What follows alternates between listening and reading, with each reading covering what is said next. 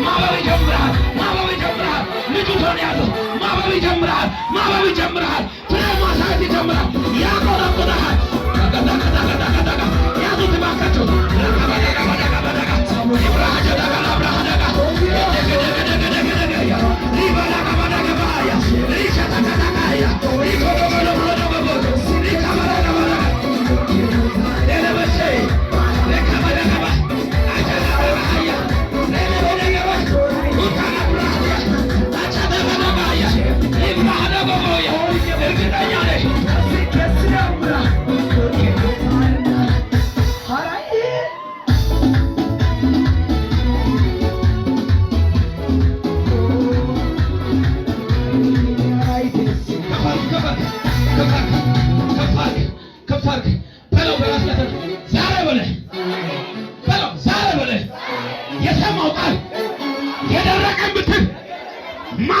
እንዲያለመልም መለኮት ታገለኛው ዛሬ በላይ የነን ነገር በትንሣኤው ኃይል በብኩሩ ልጅ በኢየሱስ ስም ይለመልምሃል።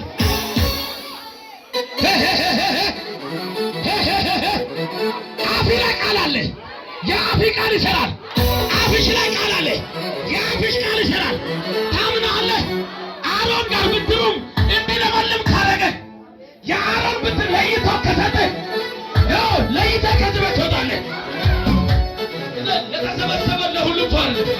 እዚህ ለመጣው ለሁሉም አይደለም። አምኖ ለሚቀበል ሰው ነው። አምኖ ለሚቀበል ሰው ነው። አምኖ ለሚቀበል ሰው ነው። ነገር ያቆጠቁጣል እያልኩ ነኝ። ወይሶች ኢዮብ ላይ እንደዚህ ይላል። ኢዮብ 14:7 ይላል። ዛፍ እንኳን ቢቆረጥ ይላል። ምን ቢቆረጥ? ዛፍ እንኳን ቢቆረጥ ትሩ በውሃ ውስጥ ቢያረጅ ከውሃው ተስፋ ከመኖሩ የተነሳ ከውሃው ሽታ የተነሳ እንደገና ምን ይሆናል? ያቆጠቁጣል። ምን ቢቆረጥ? ዛፍ እንኳን ቢቆረጥ። ሰው አለ እዚህ አለ። ተስፋ የቆረጣችሁ ነገር አለ። ጠላት የዘጋው በር አለ። ዛሬ መልእክት አለ። ዛሬ መልእክት አለ። ወረኞች መንደር ላይ ዛሬ መልእክት አለ። በሚያገረመርሙ ሰዎች መካከል ላይ ዛሬ መልእክት አለ። ወይኔ እዚህ የተዘጋጀ ሰው አለ። ጌታ እግዚአብሔር አንዳንዶች በመናፍስት ላይ ይቀባሉ አለ። እነዚህ ብላቴኖች በመናፍስት ላይ ትቀባላችሁ፣ በደጋሚው ላይ ትቀባላችሁ፣ ታቆጠቁጣላችሁ። ለዚህ ቤተክርስቲያን የሚርኮ በር ትሆናላችሁ። አጠገብ ያሉ ሰዎች